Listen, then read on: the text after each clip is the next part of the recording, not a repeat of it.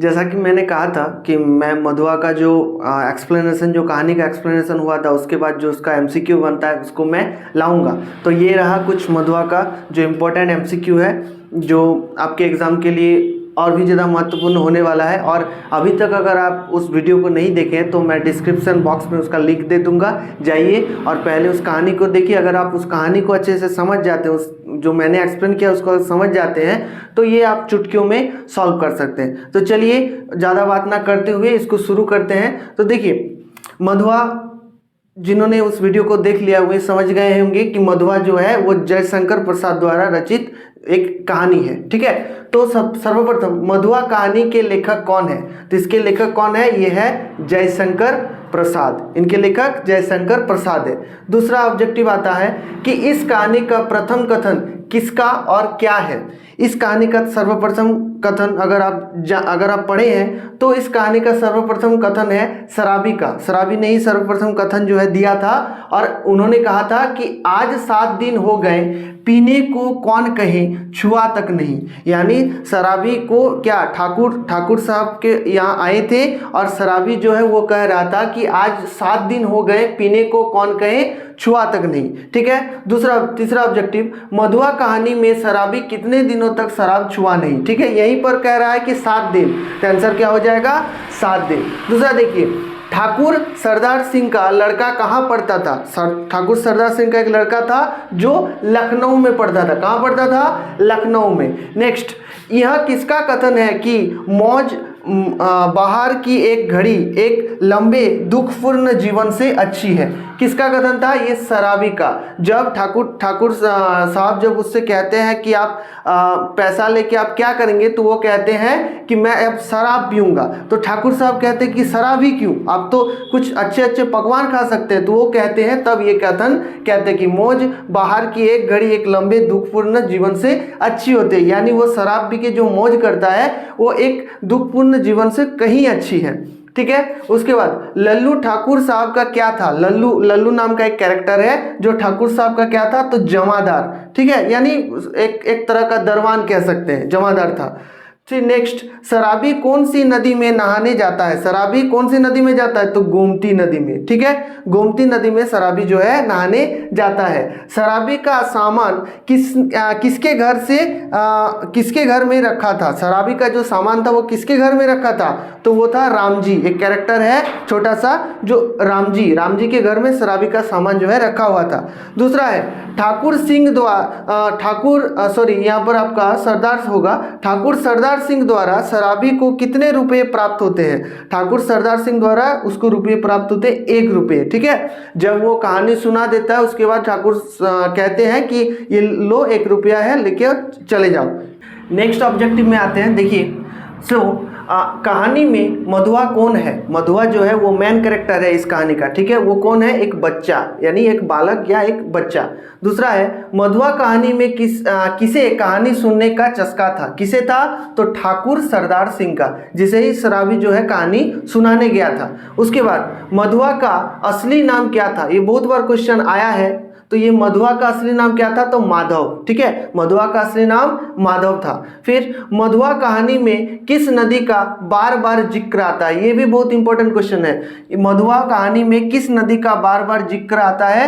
तो गोमती नदी का। देखो, मैंने वहां पर भी 7 नंबर क्वेश्चन में शराबी कौन सी नदी में नहाते हैं, वहां भी गोमती है और गोमती के किनारे ही जो है शराबी जो है बैठा करता था। तो कौन सा नदी है?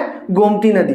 नेक्स्ट, मधुआ का शोषण किसके द्वारा किया गया? मधुआ का जो शोषण है किसके द्वारा किया गया? तो एक है ठाकुर और लल्लू। लल्लू कौन है? यही जो जमादार है, जमादार ही लल्लू है। ठीक है, तो ठाकुर और लल्लू द्वारा मारपीट किया जाता था। किसके साथ? मधुआ के साथ। अब देखिए, ठाकुर सरदार सिंह किस प्रकार का व्यक्ति था? ठाकुर सरदार सिंह किस प्रकार का व्यक्ति था? तो वह विलासी था, मनोरंजन प्रिय था और निर्दयी था। ठाकुर जो था वो बहुत ही ज़्यादा विलासपूर्ण जिंदगी जीने वाला था और मनोरंजन प्रिय था, क्योंकि हम देख ही सकते हैं कहानी में कि वो शराबी से बार बार कहानियाँ सुनते रहता था और रोचक तरह की कहानियाँ सुनाने को कहता था ठाकुर। उसके बाद मधुआ की चारित्रिक विशेषताओं में समाहित था। क्या क्या मधुआ की जो चारित्रिक विशेषता क्या क्या थी? देखिए, निष्कपटता, दृढ़ संकल्प और सरलता। उनके मन में क्या था? एक बहुत ही ज़्यादा दृढ़ निश्चय वाला लड़का था और निष्कपट था। जो भी मन में आता था वो खुल के बोल देता था और सरल स्वभाव का था। उसके बाद शराबी उस 1 रुपये से क्या खरीदा? शराबी ने जो ठाकुर से 1 रुपया प्राप्त हुआ था उससे वो क्या खरीदा? तो उससे खरीदा मिठाई, पूरी और नमकीन। मिठाई, पूरी और नमकीन किसके लिए खरीदा था? मधुआ के लिए। नेक्स्ट देखते हैं, मधुआ कहानी में शराबी पहले मधुआ को क्या खाने को देता है? तो क्या? पराठे का एक टुकड़ा। जब मधुआ रोता है तो शराबी उसे पकड़कर अपनी झोपड़ी में ले जाता है और पहला खाना क्या देता है? एक पराठे का टुकड़ा या फिर पराठा भी कह सकते हैं। ठीक है। उसके बाद मधुआ कहानी में समाज का कौन सा दृश्य सामने आता है? ये भी बहुत ही इंपॉर्टेंट कहानी है। तो इस कहानी में हमें क्या आता है? एक शोषण, शोषित या शोषक। एक ही वस्तु है, शोषण, शोषित या शोषक। ठीक है।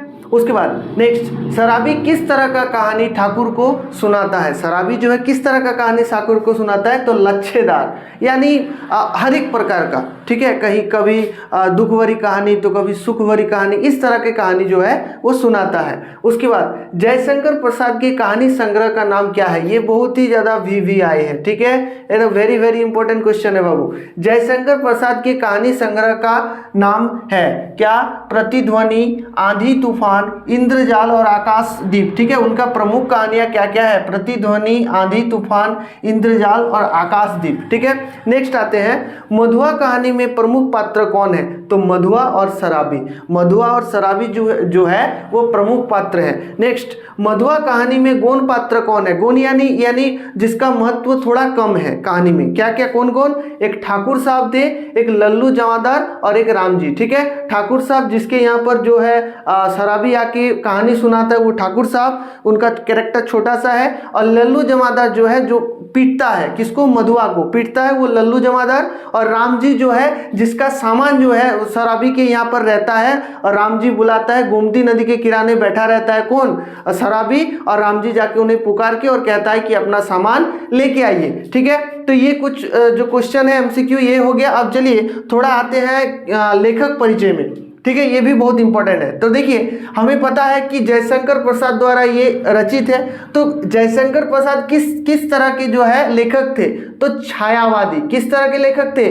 छायावादी लेखक। ठीक है। ये याद रखिएगा, ये भी बहुत बार पूछा गया है क्वेश्चन। जयशंकर प्रसाद एक छायावादी लेखक थे। देखिए, उनका जन्म जो है 30 जनवरी 1889 में काशी के गोवर्धन सराय में हुआ था। उनका जन्म कब? 30 जनवरी 1889 में काशी के गोवर्धन सराय में हुआ था। ये भी याद रखिए। उसके बाद उनका निधन 15 नवंबर 1937 को हुआ। 15 नवंबर 1937 को हो गया था। फिर उन्हें देखिए, उन्हें पुरस्कार के तौर पर मंगला प्रसाद पारितोषिक प्राप्त हुआ था। उन्हें पुरस्कार के तौर पर मंगला प्रसाद पारितोषिक प्राप्त हुआ था। तो आई होप जो मैंने ये वीडियो बनाया वो आपके लिए बहुत ही ज़्यादा हेल्पफुल होगा।